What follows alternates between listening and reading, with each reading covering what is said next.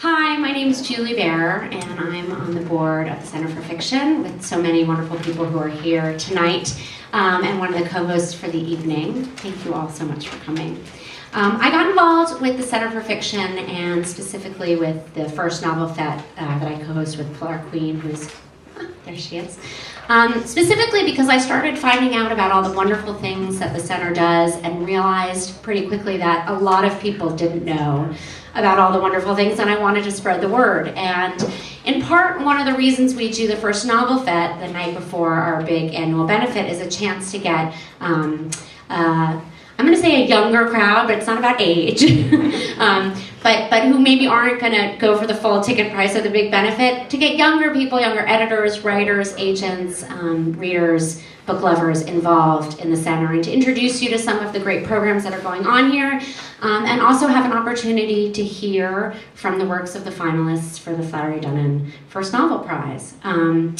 So there's two great things about tonight, and the first is that you get to hear from those readers, and tomorrow night one of them will win the great prize, which is sponsored by one of our wonderful board members, Nancy Dunnan, in honor of her father.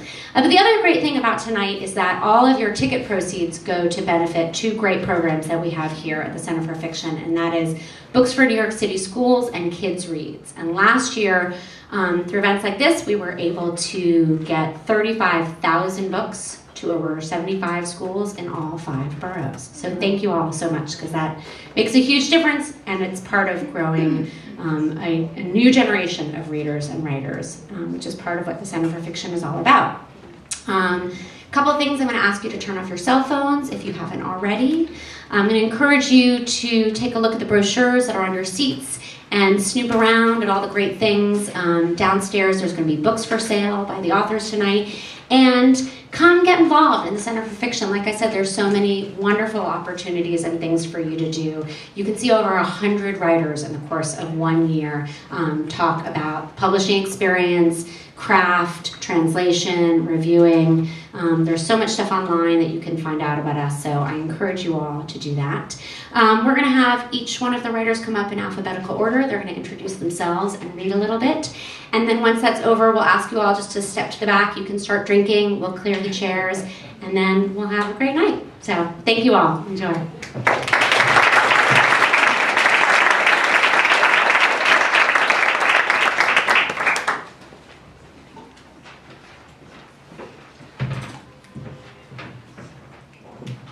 Hi, I'm Lee Carpenter.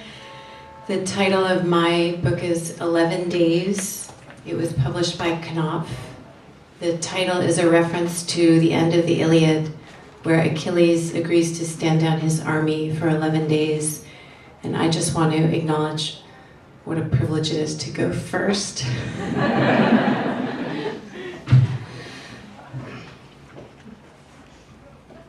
For deployments and how many missions, the number of missions depended on a constellation of factors beyond the control of even the savviest 4-star. It was weather, for example. In winter, there's less fighting in Afghanistan. It was length of deployment. It was area of operations. It was period of conflict, start versus surge. It was battle space owner. One deployment could include 30 missions or 100, and the size and scope of each depended. But all the guys who had been out over these last years had seen enough to lose the view that the world could be converted to good or to peace permanently. The world could be policed, perhaps, but the taste for bloodshed was alive and well in places most Americans will never go. Some of the things he has seen, he has willfully forgotten. Some of the things he can never forget.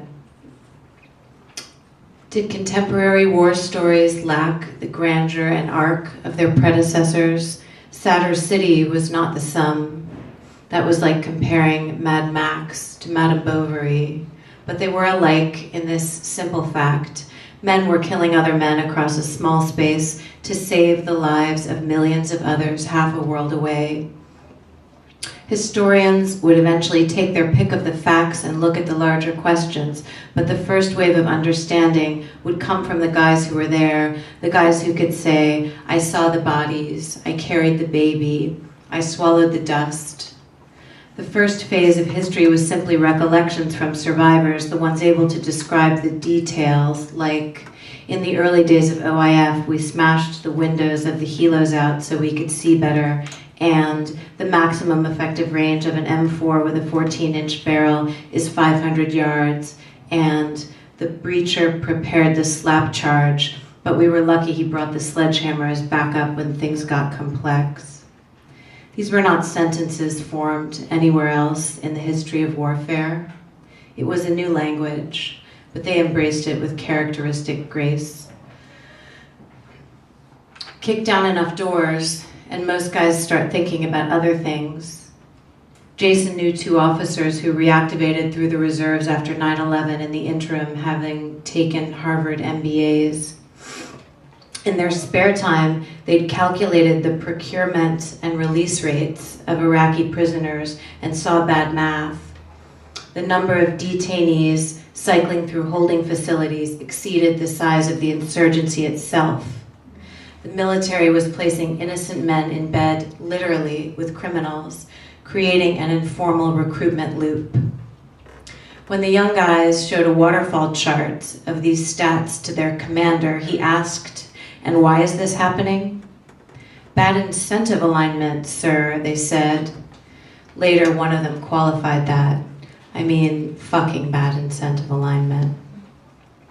When Jason asked, "What's incentive alignment?" he got a lecture about the fog of war and about math, how math made Western Front attrition rates mean something and formed the philosophies of men in Ford C-suites who once ran the world. The lecture ended with an 06 saying, "But math can conflate success and activity, you know what I mean?" And while Jason thought about that, the officer said, "Let me put it like this. If history repeats itself a second time, what do you call the thing that follows tragedy and farce?" Thank you.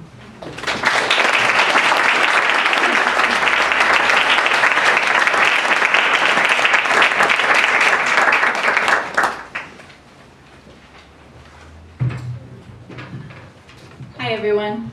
My name is Marjorie Salona and I'm the author of the novel Why. Why is about a lot of things, but at its heart it's about a girl named Shannon who was abandoned at the YMCA on the day that she was born. I'm going to read you the first 2 pages. Why? That perfect letter. The wishbone, fork in the road, empty wine glass. The question we ask over and over. Why? Me with my arms outstretched, feet in first position. The chromosome half of us don't have. Second to last in the alphabet, almost there. Coupled with an L, let's make an adverb. A modest X, legs closed. Y or N? Yes, of course. Upside down peace sign. Little bird tracks in the sand. Y, a Greek letter, joined the Latin alphabet after the Romans conquered Greece in the 1st century. A double agent, consonant and vowel. No one used adverbs before then, and no one was happy. My life begins at the Y. I am born and left in front of the glass doors, and even though the sign is flipped closed, a man is waiting in the parking lot, and he sees it all. My mother, a woman in navy coveralls, emerges from behind Christchurch Cathedral with a bundle wrapped in gray, her body bent in the cold, wet wind of the summer morning. Her mouth is open as if she is screaming, but there is no sound here, just the calls of birds. The wind gusts and her coveralls blow back from her body, so that the man can see the outline of her skinny legs and distended belly as she walks towards him, the tops of her brown workman's boots. Her coveralls are stained with motor oil, her boots far too big. She is a small, fine-boned woman, with shoulders so broad that at first the man thinks he is looking at a boy. She has deep brown hair tied back in a bun and wild moon-gray eyes. There is a coarse, masculine look to her face, a meanness. Even in the chill, her brow is beaded with sweat. The man watches her stop at the entrance to the parking lot and wrench back her head to look at the sky. She is thinking. Her eyes are wide with determination and fear. She takes a step forward and looks around her. The street is full of pink and gold light from the sun, and the scream of a seaplane comes fast overhead, and the wet of last night's rain is still present on the street, on the sidewalk, on the building's reflective glass. My mother listens to the plane, to the birds. If anyone sees her, she will lose her nerve. She looks up again, and the morning sky is as blue as a peacock feather. The man searches her face. He is hidden behind the glare from the rising sun in the passenger side window of his van. He sees my mother kiss my cheek, a furtive peck like a frightened bird, then walk quickly down the ramp to the entrance, put me in front of the glass doors, and dart away. She doesn't look back, not even once, and the man watches her turn the corner onto Quadra Street, her strides fast and light now that her arms are empty. She disappears into the cemetery beside the cathedral. It is August 28th at 5:15 a.m. My mother is dead to me, all at once. The man wishes so badly I weren't there that he could scream it. All his life, he's the one who notices the handkerchief drop from an old woman's purse and has to chase her halfway down the block, waving it like a flag. Every twitch of his eye shows him something he doesn't want to see. A forgotten lunch bag, the daily soup spelled Diali, a patent leather shoe about to step in shit. Wait, watch out, Buster. All this sloppiness, unfinished business, me. I'm so small he thinks minute when he squats and cocks his head. My young mother has wrapped me in a gray sweatshirt with thumb holes because it's cold this time of day and I'm naked, just a few hours old and jaundiced, a small yellow thing. The man unfolds the sweatshirt a bit, searching for a note or signs of damage. There's nothing but a Swiss Army knife folded up beneath my feet. My head is the size of a Yukon Gold potato. The man pauses. He's trying to form the sentences he'll have to say when he pounds the door and calls for help. Hey, there's a baby here. A baby left by her mother, I think. I was waiting for the doors to open. She put the baby here and walked away. Young girl, not good with ages, late teens, I guess. There's a baby here, right here. Oh, I didn't look. He looks. It's a girl. Thank you.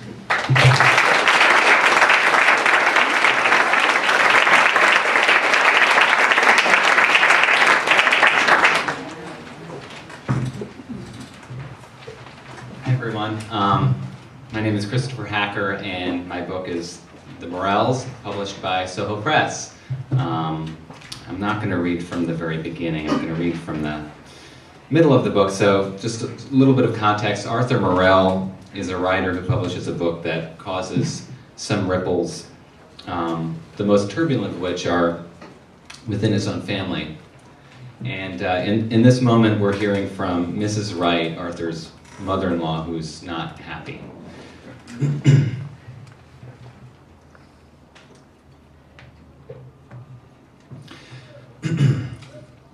Although they both had their reservations about Arthur's left turn into fiction and worried over his ability to be a financial asset to their daughter and grandson, they were nevertheless supportive of his need to express himself creatively and of his decision to make a go of the writing life.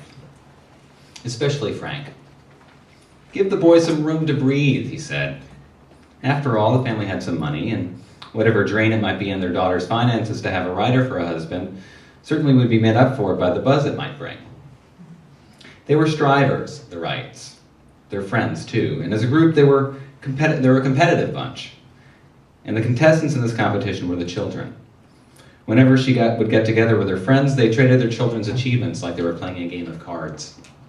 A graduation, a new job, a child on the way, keeping the failures close to the vest. Arthur's first bloom of success was a coup for her and for Frank as well. There was something giddy about it she couldn't explain, and something generous that allowed their friends to participate without being jealous, or so she perceived.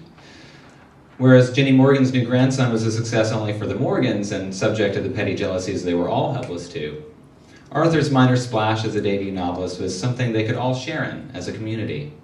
And it was a success that promoted itself. Neither she nor her husband ever had to mention it. Their friends would come to them with news of sightings of the book in a magazine or in a bookstore.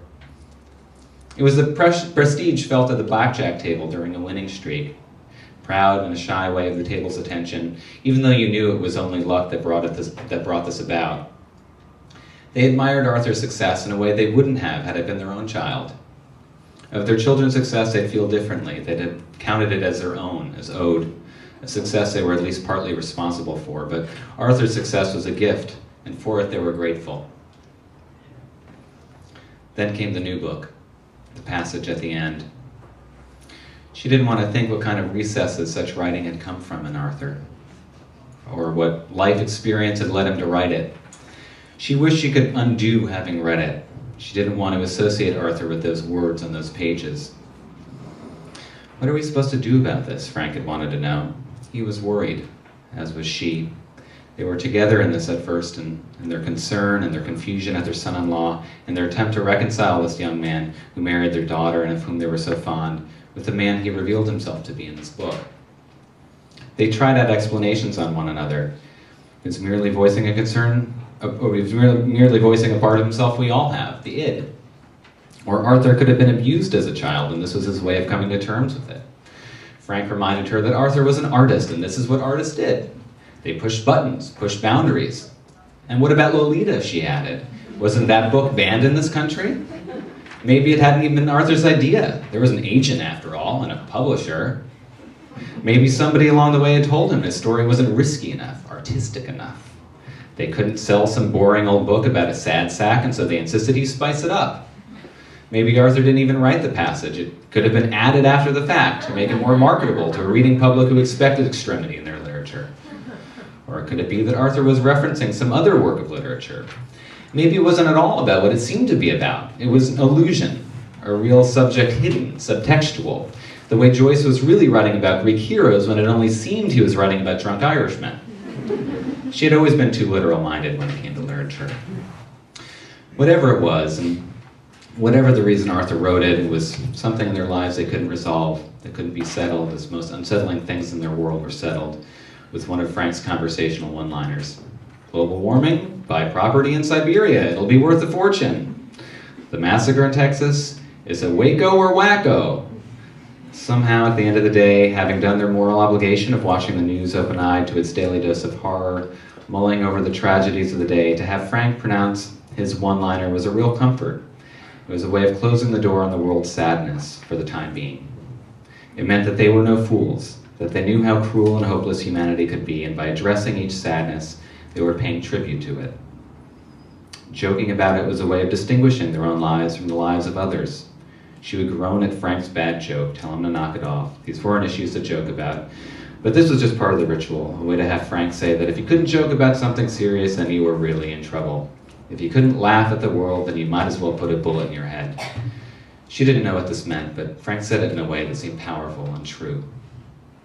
There was, however, no one-liner for what Arthur had done.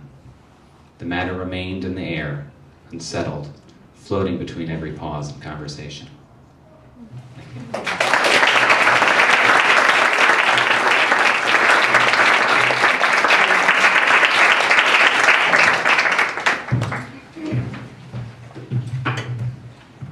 Hello, you guys hear me? Okay. Thanks everyone for coming. My name is Mitchell Jackson. The title of my novel is The Residue Years. It's published by Bloomsbury. I wish I had Chris's speaking voice, but I don't have it. So you guys gotta deal with me. It's a little, is it? We should make it a little deeper.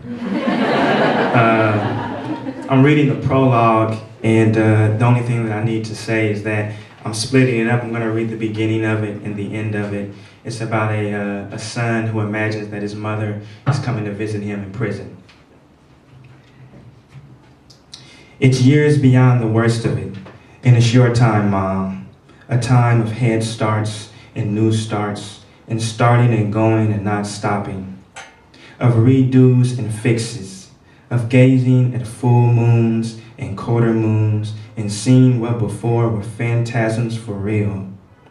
If this street keeps up, it will, why not? You got the rest of your life. Hell yeah, it's a life, minus fat-mouthy no accounts. You hope, no, we hope, you and your eldest, that is, this year, next year, and the years after, are an age of heartbeats, steady breath, and a healing for your harms. Smart money says you and I are in for seasons and seasons of pewter sunups and cold-ass sunsets and rain. In this state, who can get away from the rain? Shit, you used to think maybe it was the rain. This will be a time of cruising rainy days by your old bus stops, unsoaked, semi-warm, and daydreaming. To be true, Mom, we'll likely see days upon days of yearning. But hey, this might also be the time after a long, long trial of bootsy-ass suitors of your white gown and bouquet. It might be, Mom, but let's keep it funky. If it ain't been in 40 plus years, there's a hell of a chance it won't. You know I would take care of it all if I could, but at present, enough said, so meantime, you're on your own for new gear. For age-sanctioned tops and blouses, jeans and dresses, khakis and slacks, work suits. Until they cut me loose, it's on you to foot new heels and flats and sandals. Yep, sandals, but closed-toed sandals, please, for those sacrilegious toes.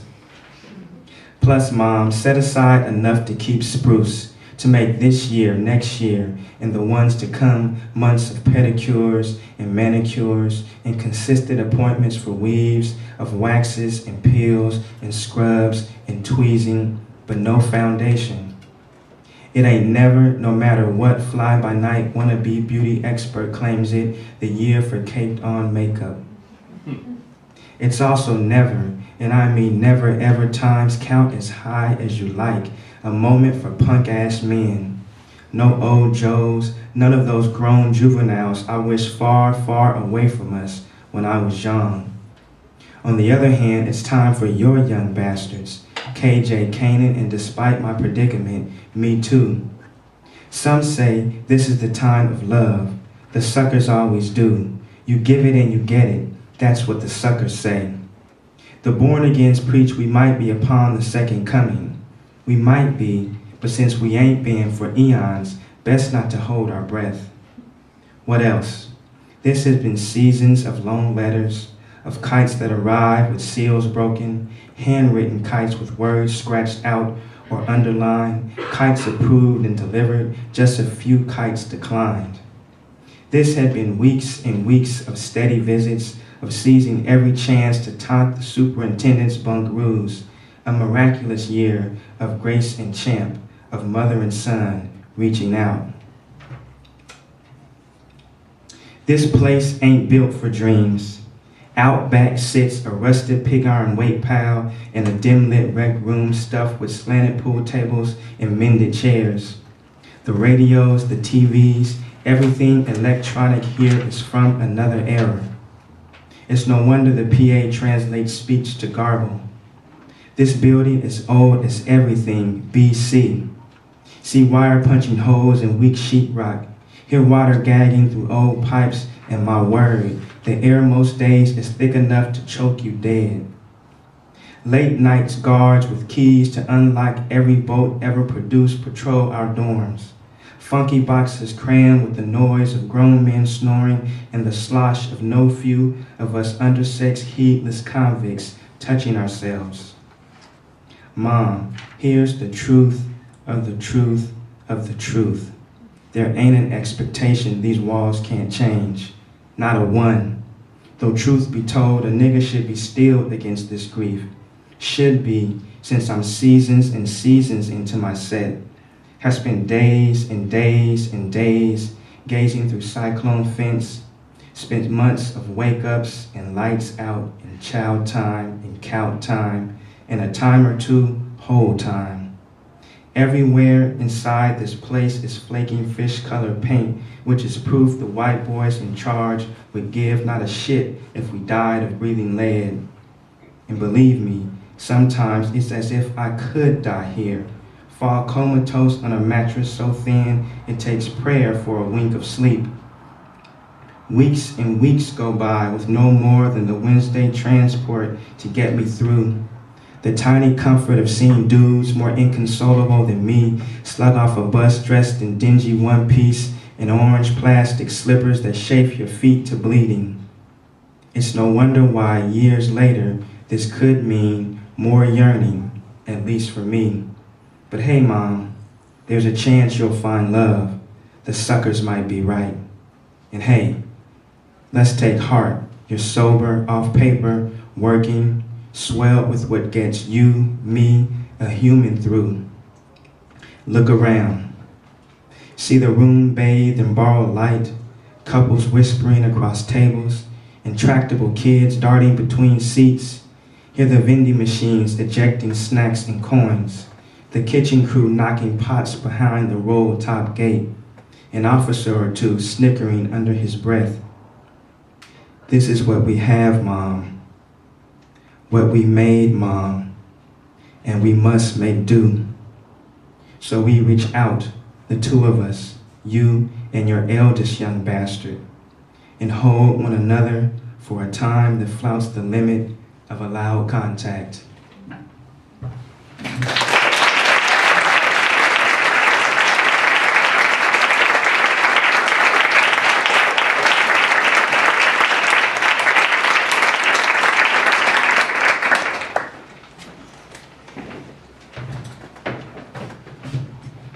Hello, I'm Anthony Morrow, and my novel is A Constellation of Vital Phenomena, published by Hogarth, and it is set in Chechnya, and the scene I'm going to read is a conversation between two doctors who are keeping a ramshackle hospital afloat.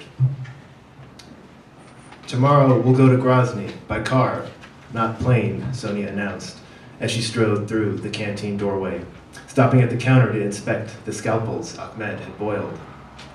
Did Deshi tell you that? He asked, unable to mask the panic building behind his eyes. I was only kidding. Of course I wouldn't use an imaginary plane ticket to go to Grozny. I'd go to Georgia, or even Ingushetia. Sonia pulled a cigarette lighter from her pocket. Do you smoke? I am an excellent cigarette smoker, he said. In an act of inspired professionalism, Sonia waited until they reached the parking lot before lighting up. She passed him the square pack. He knew the Latin alphabet, but hadn't used it in years. Duh, he began. Dunhill, she said. He selected one from the two erect rows and leaned it into Sonia's lighter.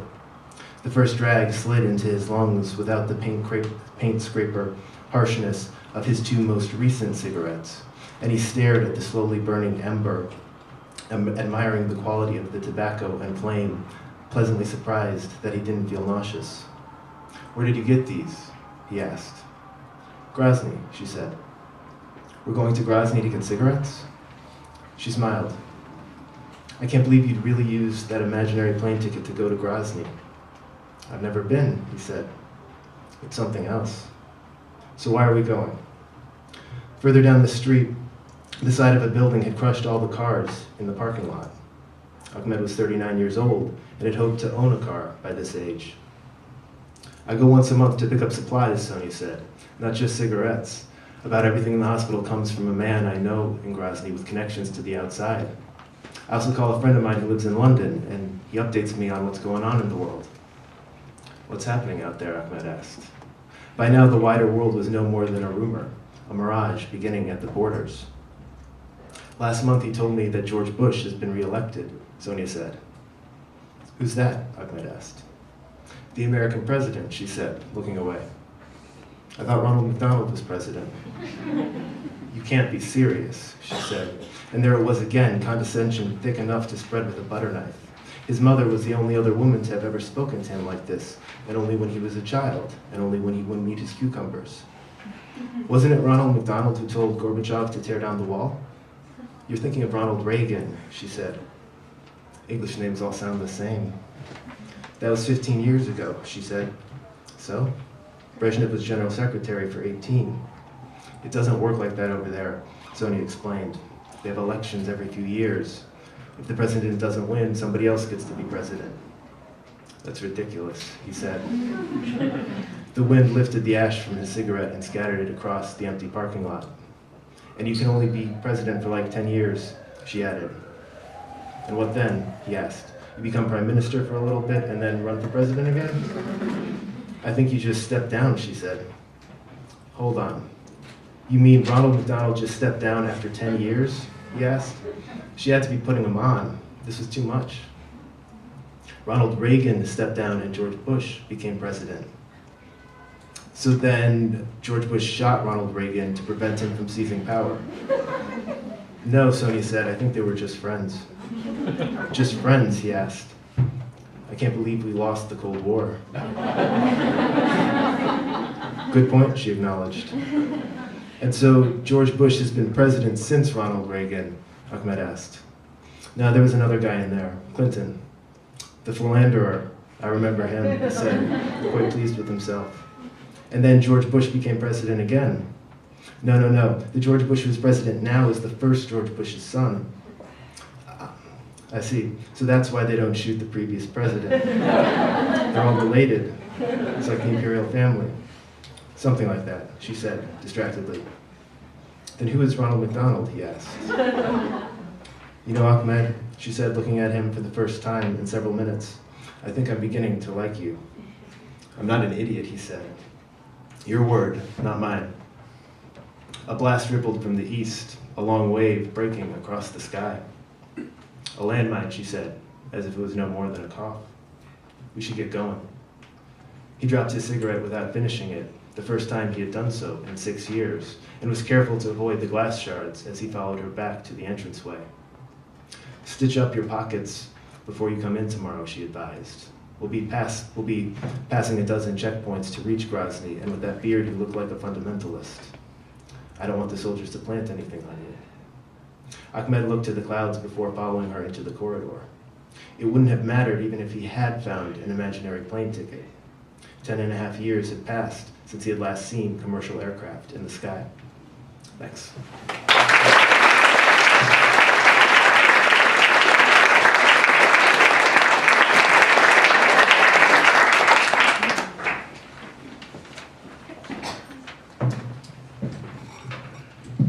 Thanks everybody for coming. I'm Kirsten Scott. My novel is Motherland, and the publisher is New Issues Prose and Poetry. I'm going to read the entirety of the very short first chapter, and the first 2 pages of the next chapter, ending probably a little abruptly. Chapter 1. We'll get to now later. Sometimes, when 2 people love each other very much, they want to get closer. So they put their bodies as close as possible to each other, like the pages of a book, or 2 legs inside a mermaid costume. This is called making love, having sex. Also, come to think of it, being pregnant. The fetus nestling against your intestines, bending her ear to the music of digestion. But we'll get to now later. Right now, I want to talk to you about sex. 2-on-1.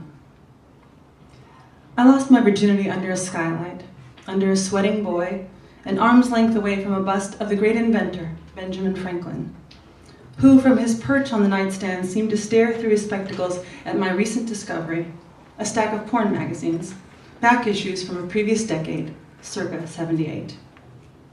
Adam kept them underneath his bed. And while he was down the hall slamming doors in his parents' bathroom looking for condoms, I had been reading on a group sex theme. Crowd scenes, Three's Company, Ménage in Gay Paris. So when Adam, peeling his narrow torso off me, squeaked okay, and finally drove it home, I, like Anonymous, a letter-writing reader from Dayton, OH, thought, who could believe this could happen to me? 2-on-1. Evening fell through the skylight, darkening the head and shoulders of our founding father. I bled a little and then stopped. When Adam finally dropped to sleep, his lashes batting softly his flushed cheeks, I sat up. I pulled my head and my arms through his science fair t-shirt. I put on my glasses and punched out the extra pillow behind my head. and then I reached under the bed for the December Wii and finished the issue. I was wearing footies that night, ankle socks with yarn pom-poms behind the heels. I rubbed my footied feet together as I read, and lint rose up from my insteps like rice-sized Venuses from the foam. I was 17. It was a Friday night in the summer after my senior year, and Adam had said it at last. I was beautiful. 6 days later in a hotel bathroom, my mother found out about Adam and me because I told her. "You're in love," she suggested, jaw on the palms of her hands, dry elbows on her knees as she sat on the toilet. "You're in love with him," she repeated. A garrulous Gemini, my mother's stories tend to puff up, double. Eventually everyone's implicated. "Think," Dorothy continued, straightening up slowly and pneumatically. "You, my daughter Thea, on the very day your sister is to be married, declare your love for Adam." In the orange glow from the heat lamp overhead, her tears sparkled like funeral candles on the Mother River Ganges. "Oh, honey," my mother began to weep then, slumping forward and wiping her eyes with a wad of toilet paper, then spreading her giant thighs to wipe again. "Oh, oh, oh," she flushed. Above the crashing surf, her sobs floated up along with her arms reaching toward me. And in the mirror above the sink, I watched myself bend down to her embrace. "Oh," I heard myself repeat. In the circle of her arms, I discovered I was crying too. Is this what love feels like then? Everything growing remote, falling away like objects in the rearview mirror? Panic, relief, regret. It was an hour and a half before Pavia's wedding, and once again, I thought of Anonymous. I'll never forget that hot afternoon. We drove to the church, where Walter, our father, stood outside by the front door, smoking and refusing to come in. Thus it was Dorothy, his estranged wife, our mother, 278 pounds, and giant moth-like in a sage-colored caftan, who alone compelled Pavia down the aisle and up to the altar. I wasn't wearing my glasses, but I loved the way I knew it would look always, later, on videotape. Pavia's 10 attendants ascending on the side to me, the maid of honor, and, yes, also the tallest. And across the aisle, our tuxedoed escorts, all of us angled like slats of a privacy fence toward the couple on the dais. Rigid in our formal wear, we were a splendid army, serious and duty-bound. The church organ chorded up and down, the congregational infants gurgled. Pavia, beautiful as a bone shard in her plain dress, as evidentiary, turned in her affirmatives. Jack, her groom, sobbingly agreed, "I will." And from behind the tripod, Doug, the videographer, panned the scene with exquisite, soul-trained slowness. Thanks.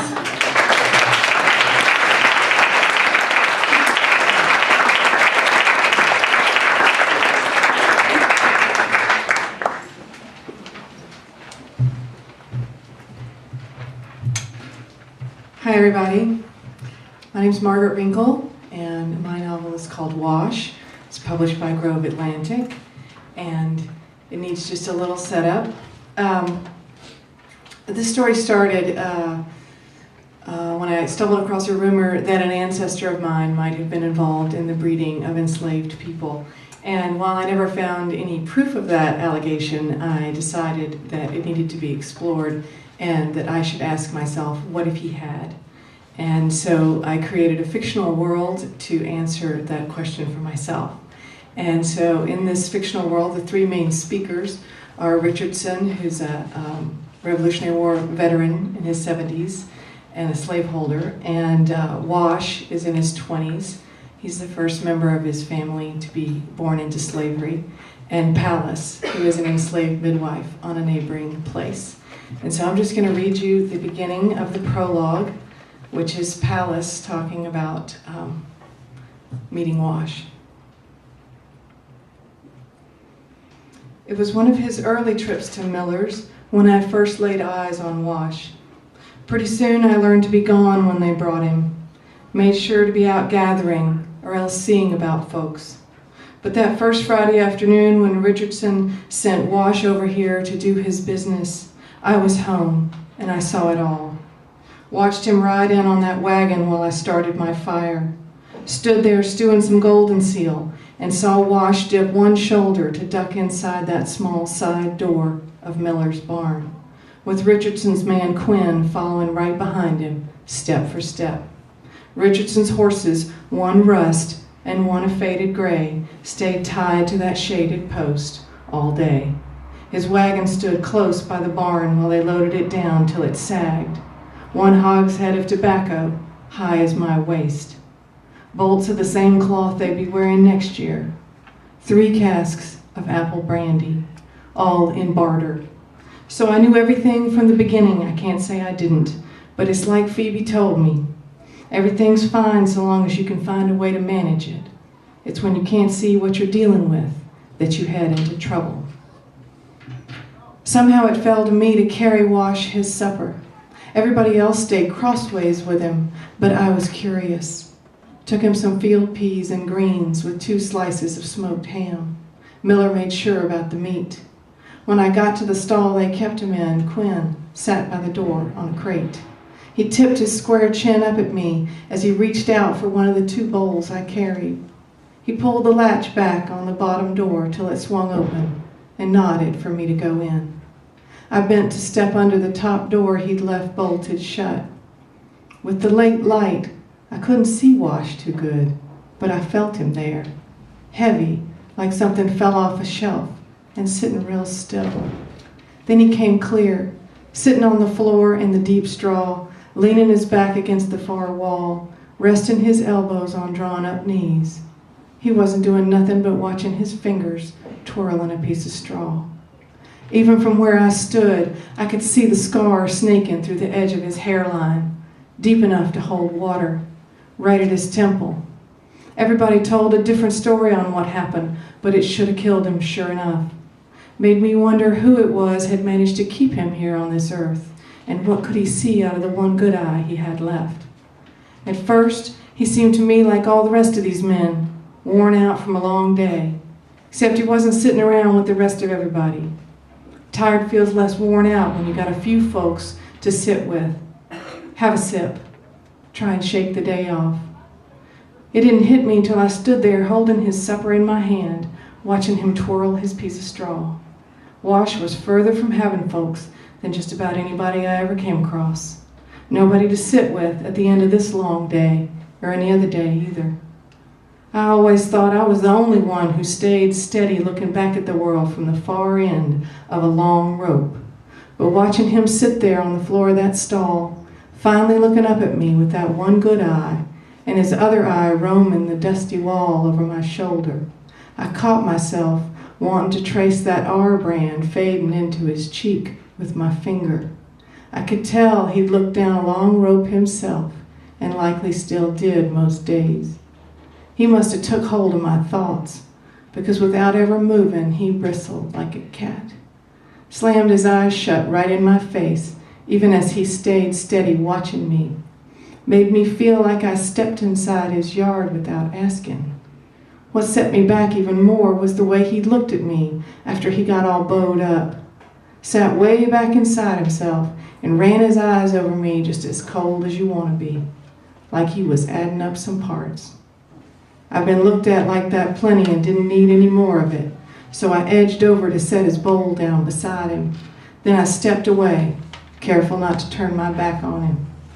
It wasn't until he reached to take the bowl and was well into eating when he stopped and looked at me again. I don't know why I was still standing there. I turned right around and left, ducked under that top door, and bolted the bottom one behind me, both that day and the next, till Wash was good and gone. So that's how things went between us at first, but it's a whole different story now.